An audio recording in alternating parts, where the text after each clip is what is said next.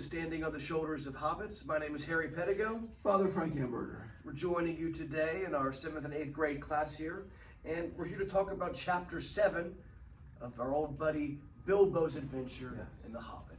So we pick up in this chapter where the Eagles now kind of convey Bilbo and Gandalf and the dwarves further down the path, or the so-called path, and they sort of drop them off, and Gandalf says, okay, let's just kind of, bring our minds together. And it's at this point that Gandalf says, look, I never intended to go this far with all of you.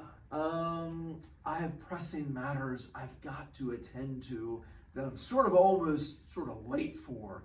So, and they just, the dwarves just bemoan this fact.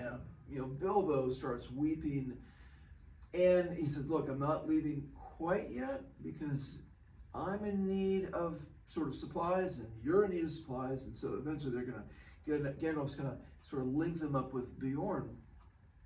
But it's a hard point. And as I've stressed before, but I'm going to stress again, I'm not saying that, we're not saying, hey, we got the inside scoop on Tolkien. We know exactly what he was thinking when he was writing. We don't. Sure. And so we're not implying that every one of these details, in the way we are seeing them, that's exactly what Tolkien meant by it. But I think this would be a good example of a couple things. First of all, and as I've said before, and I think it was in that video that we did, the non-chapter, non-Hobbit, if you will, that how to read, read the Hobbit spiritually. I think if someone, as they're reading the Hobbit, if their interest is piqued, and not piqued with just in the sense of, hey, I know what I'm going to dress up for Halloween next year. Not, but actually, it finds their imagination drawn into the story. Right. And you just say, not that you have some, vast theological, insights, but you just think, I like The Hobbit. It's just spoke to me. It's just it's a good book. I like. I'm drawn into this Middle Earth. Okay, right. I think it's well worth, once again, coming back to having a little bit of a notebook and just writing down passages or things that just pique your interest, whether it be a quote that speaks, powerfully to you, or if it's just maybe not so much of a conundrum of like, why did he say that? But you think, oh, that seems kind of important. It's one of those things where I don't know how many times I've read this chapter, but it was only on the most recent read that I thought, I'd always seen, Gandalf was telling them that he was going to have to leave soon. They were upset. Okay, moving on. But it was that, this last time that I thought, that's maybe interesting from the standpoint, not to go into deep reflection on it, but sometimes God does remove or allows for those supports in our life to be removed permanently, temporarily, whatever it may be. But it's not to confound us, it's not to frustrate us, it's not to somehow derail us. It's maybe a little bit like, your mom or your dad eventually had to take off the training wheels. That's right. You might have said, no, I'm not ready for it. Scary. Right? Sorry, son, it's now or never, and because they know maybe your ability better, so obviously God does, much more so, but it's just, it allows, a person, or maybe not so much allows, maybe forces us. How many times I like that word, Joe. do we think, this is serious, I gotta really pray. Well, and that's really good. But now when all of a sudden say for example, the issue is maybe resolved, maybe in a very positive way, the bad thing is when we're like, well, okay, I don't really need to talk to God right now. Well, maybe I'm learning to say, okay, I need to be closer to God, and I really want to be closer to God. And that situation, even though it was very uncomfortable, actually got me closer to God. Now, I'm not saying it's an exact parallel in here, but I think Gandalf is in that sort of Christ-like way, saying, okay, I'm going to step away to a certain degree, and by doing that, he is allowing, I mean, he's got to, I know the storyline has a very practical reason why he's got to go south, but I think this is part of that spiritual reading of Tolkien, is we think, you know what? There are things that happen in my life that I can see where maybe it feels like God is walking away, you know, or maybe it feels as if I really got kind of, not abandoned, but I really feel like I'm losing my support. Well, what did, you know, as we read further, what did Bilbo and the dwarves, I mean, they didn't just be like, well, we can't do anything. Oh, I can't. You know what? Sometimes it's that ability to say, well, by golly, I got to get up on the bike. I might fall off because I don't have the training wheels anymore, but I'm gonna keep trying. Right. I'm gonna keep trying. So, once again, not a huge point, but I think, I don't know, something that struck me, and it's just, to me, a good example of, I have absolutely no idea if Tolkien intended anything by that, but because it's just a beautiful book, you can use it in that way to say, is there anything in my life that, you know, God is, you know, trying to wean me off a support system that maybe I need to outgrow that, right, or whatever maybe. So, moving on. And Father, to your point, and maybe to kind of segue into the next point, you know, the company right now, they find themselves, and I don't think that the dwarves and Bilbo are aware of this, but Gandalf is getting ready to depart on business to somewhere in Mirkwood. Is that correct? And they themselves are going to be going through Mirkwood. Yes. We talked earlier, you and I did, about the vastness of Mirkwood, a very formidable place to pass through. Absolutely. And they have a one stop on the way there, don't they? Absolutely. So, I mean, Mirkwood is, and I don't remember, like I said, I think it might have been called Greenwood, or it did not have the original name of Mirkwood, but it was, I mean, basically, if you remember whatever, I think it was chapter 1, that we heard about the necromancer, which it's Sauron. So necromancer, Sauron, same person, hear about him in the Lord of the Rings. So one of his fortresses at this time he is now inhabiting is like Dol Guldur. I don't know if I'm pronouncing that correctly. That's the southern tip of Mirkwood. So the darkness, that murkiness, the darkness, yes, it's permeated. It's soaked through, you know. So so there's an evil. It's not just, you know, well, it's just an evil forest. No, there's an evil presence that, you know, has kind of influenced something. In the next chapter, we'll see something. Well, anyway. Well, I like the way you phrase it. It wouldn't be Tolkien if it was just like, yeah, the force is evil. Don't worry about it. No, just get over it. So, yeah, you know, come on. I mean, evil forests everywhere. So, but yeah, they definitely are going to be going through some tough times. So, you know, and Gandalf knows that, and he kind of started to kind of help wean them. He didn't just be like, hey, I'm leaving. You know, he just sort of weans them off a little bit to a certain extent. So, when they find themselves in Beorn's company, you know, Gandalf is leading them, and if it weren't for Gandalf, I don't think Beorn would have ever opened the doors to his home. So Gandalf and Bilbo are the sort of the first wave of this large group, and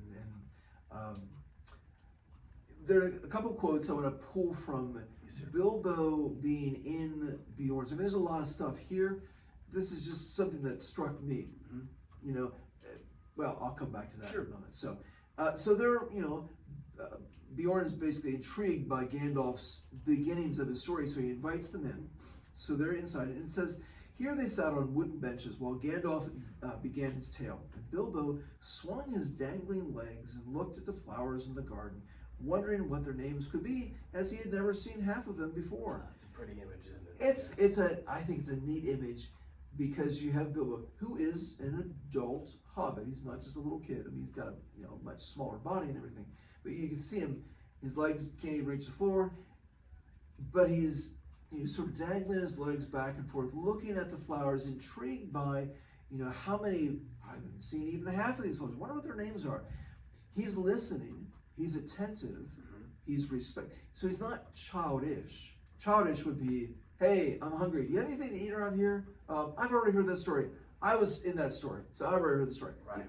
Can I go eat something right now? Are we third grade class? Yeah. But he's childlike. He's childlike, exactly. In that sense where our Lord says, unless you become like little children. In fact, this is, I think, one of the reasons why we named our series Standing on the Shoulders of Hobbits, because you think, well, that's so counterintuitive. They're rather short, and you might say, well, it'd be like standing on the shoulders of a child. What's the point? Right. But they're childlike, and there's power in being childlike. As I think we're going to continue to see even more and more, because Bilbo, I think, becomes more and more childlike. Not childish, but childlike. Continuing that night as they kind of, get ready to sleep. It says, for him there was a little mattress of straw and woolen blankets. He snuggled into them very gladly. So once again, choice of words. Snuggled, right? Yeah, I'm thinking that he could have just said, they all kind of pulled up their blankets and were glad because it was cool and they slept very soundly. Right. So he uses very, once again, what I would call very childlike sort of terminology. So snuggled into the woolen blankets. Yeah. And then later that night, and interesting enough, Bill was the only one apparently who hears this on both of the nights. It says that there was a growling sound outside and a noise of some great animal scuffling at the door. He dived under the blankets and hid his head. And once again, kind of thinking of that in that childlike ways, maybe a little child, whether it be playing hide and seek or if they're scared and they hide, they cover their eyes thinking, right, if I can't see you, Stop you there. can't see me. Everything is kind of, and so it has that sort of childlike quality.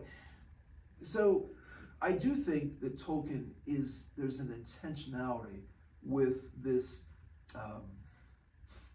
sort of the presentation of Bilbo in that childlike way. And I don't know if this is all true. I mean, because this is where you always want to, details.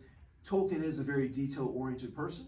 Mm-hmm. And so I forgot that they said Bilbo's eyes were really good, So I don't make too much of this, but as they're traveling from Beorn's home to the edge of Mirkwood, Gandalf, of course, recognizes that Bilbo's the only one of all of them, of all the 13 other the dwarves, who sees whether he knows that he's like, is that? He almost thinks, is that a bear? Because if you read the story, you know that Beorn can shape shift or whatever into a bear, and Gandalf's like, shh, don't pay attention. Well, Gandalf tells him later, hey, because the dwarves are kind of whiny about like, well, why can't we take the ponies that we got from Beorn? And Gandalf's like, are you people idiots? Do not think he is that far away, and he is he has shown you great friendship in letting you ride his ponies to this point. Trust me, you want to send them back because, well, Bilbo is the only one of all of you who actually has seen him. He was guarding their camp as they're moving north. That's right. So I don't know. I mean, it could be because Bilbo has good eyes, but there's something still in me that thinks, and I think it's one of the reasons, because it goes back to one of my 5 original points of why to read, The Hobbit or The Lord of the Rings, this sort of epic tale of imagination and whatnot, because it kind of engages our imagination. Sure. And it really, I think, the more our imagination is engaged in a good, wholesome, in this case, that Catholic way, I think we have the ability, maybe, I don't want to say to perceive things a little differently. I don't know, I don't want to make too much of this, but I wonder if Bilbo was able to see, Beorn sort of traveling with them because he has that childlike nature to be able to see things maybe differently. I don't know, that may be a stretch, but something I think is less of a stretch, because eventually once they get to the Lonely Mountain, they see the immensity of the gold, the jewels, the treasure before them. Up till this point, and even through this whole thing, Bilbo is uniquely not sucked into the love of this treasure. You know, now in some respects you could say, well, maybe he never has been to a certain degree. Yeah, but I think certainly the childlike nature, actually he's more, I don't want to say this with absolute certainty because I want to look at that chapter again in the future. He almost seems more intrigued by the flowers, you know, than he is by the hoard of treasure. I don't know, I have to kind of look that one up. Maybe the readers can look that up as well, but you know, I'm not sure. So anyway, but Beorn, before they leave Beorn, there's a change of plans. Okay, and most people are like, well, duh, you know. But if you look at the map, I had the hardest time. I'm like, why does Gandalf keep saying they're north of their destiny? I'm like, I don't understand it, because what's he talking about? This cryptic wizard. Yeah, finally I'm like, oh. So if you look at the map, yes. If you look at Mirkwood, you see kind of bisecting the middle of it, the old forest road. Yes, sir. And I'm like, oh, that was their intention, to go by the old forest road. And Beorn says, no, I wouldn't do that. He specifically says, he gives them advice not to do that because it's in, you know, used by goblins, and it's just dangerous. He says a little known path, he tells them about. Is that the elf path? Yes, if you look up to the north, okay, you see this little forest elf path. Like, oh, and I knew that was the path they were on. Anyway, it didn't click for me. I'm a little slow on the draw, so. But there's a change of plans. So obviously, the point was like, oh no, we're going on the old forest road. And Beorn says, no, I wouldn't recommend that. Here's a little known path. And I actually have, although I kind of crammed that into my little notes here, but I have a bit of a blank space because I'm not, I don't know, I'm not quite sure. I mean, I don't know where I want to go with that. It's just, it piqued my interest. So this would be an example where, I don't know, I'm not really quite sure, but I love the phrase, a little known path. And it's not just, well, it's not a little known from the, you know, goblins, but there's something about, that they allowed themselves to be guided, which certainly shows humility and obedience. You know, that when Beorn said, no, don't use that path. You know, don't use the forest road. I'll show you something that will be better. You know, still hard, but it's a little bit. So I'm not really quite sure. I haven't really something that I want to kind of think about, pray about more. But I don't know. I mean, but that would be an example of like your interest can be piqued and think, I think there's something here. And honestly, I think unless you force something, I think there usually is something there. God's going to kind of show some sense of a spiritual insight. You know, sometimes you just have to kind of work, be patient. So patient. Anyway. Yes, sir. So Beorn does say, all right, you're going through Mirkwood, as he says, but your way through Mirkwood is dark, dangerous, and difficult. You know. Don't like that description. No. It's discouraging. It is discouraging, but it's honest. It's an honest assessment. You know, you've both done it a number of times, and I think I don't know, that's something I didn't catch in my readings of this book. You talk about, you know, Gandalf, he's honest. He's just, you know, he tells it like, you know, well, I love that in a couple of past episodes you said, you know, he doesn't think, yeah, things are going to be great, things are going to be perfect. He's honest, and Beorn, I like that you reaffirmed that he's honest in the same way, isn't he? Absolutely. He's not sugarcoating. No. Mirkwood's going to be spooky. Right.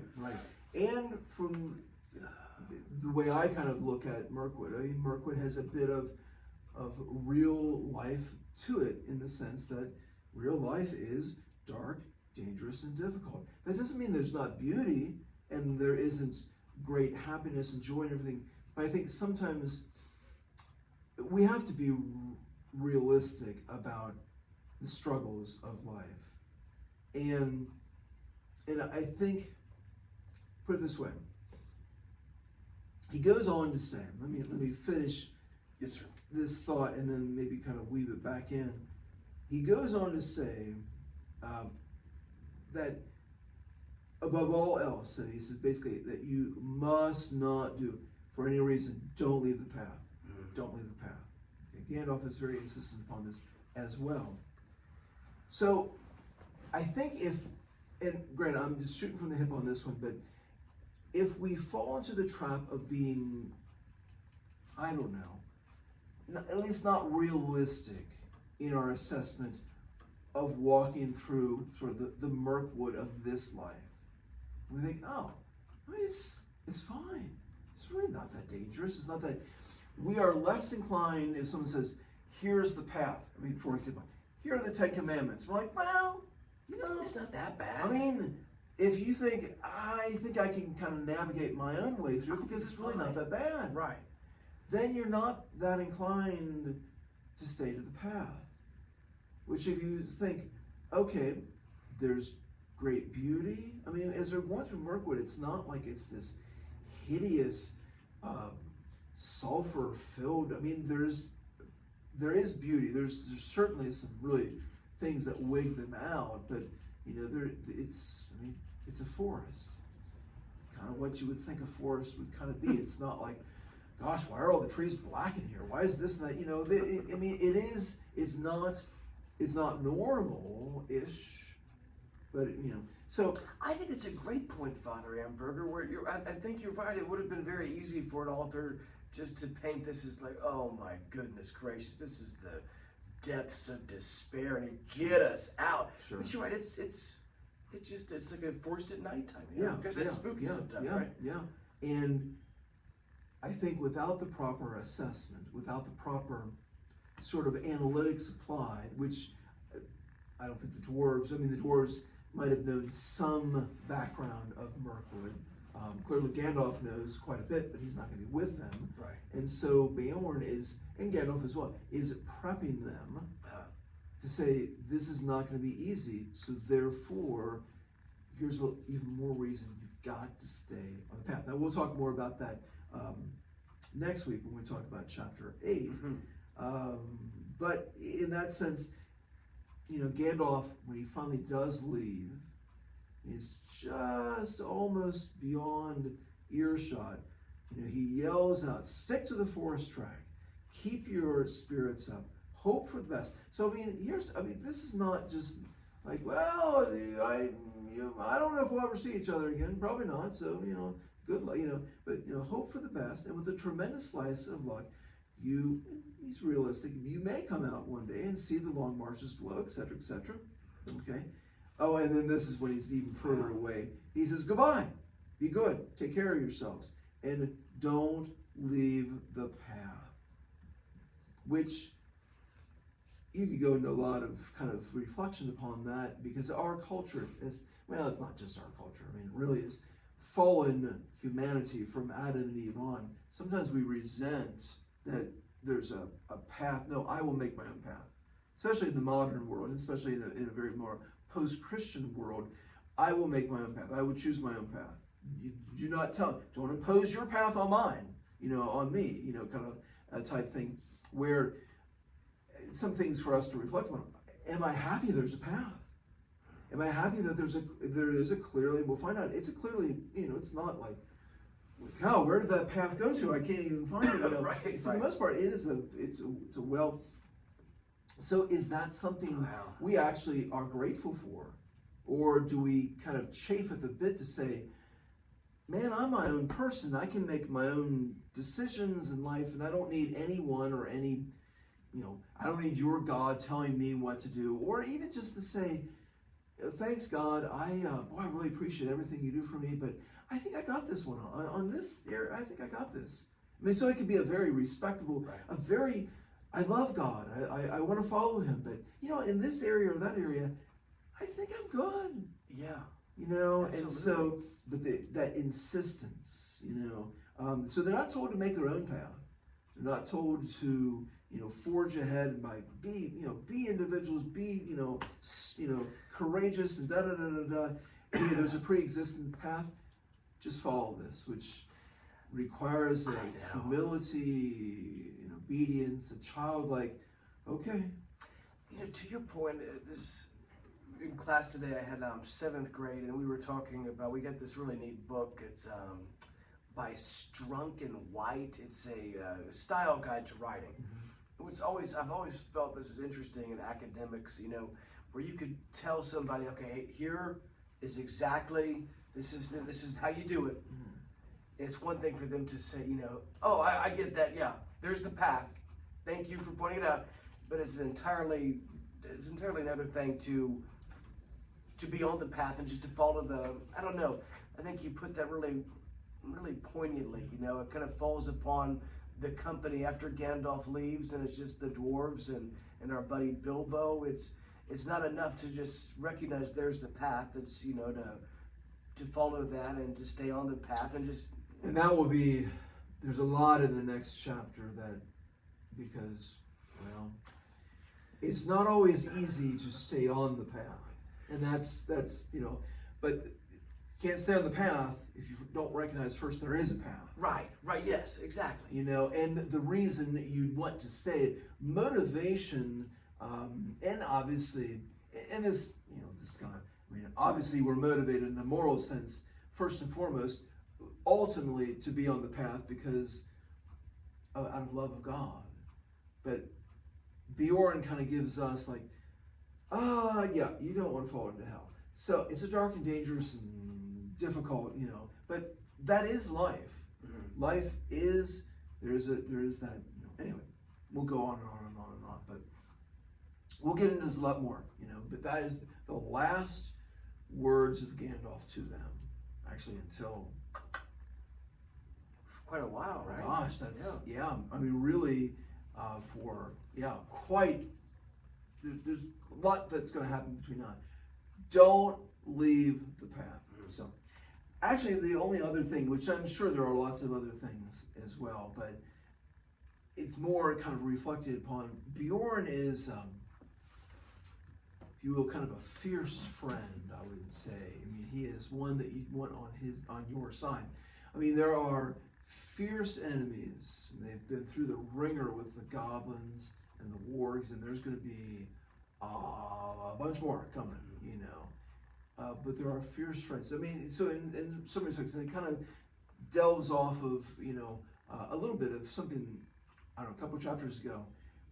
I think Tolkien beautifully kind of talks about how there are some very, creatures that they've been around for a long, long time, mm-hmm. that are sort of slinking around in places unknown.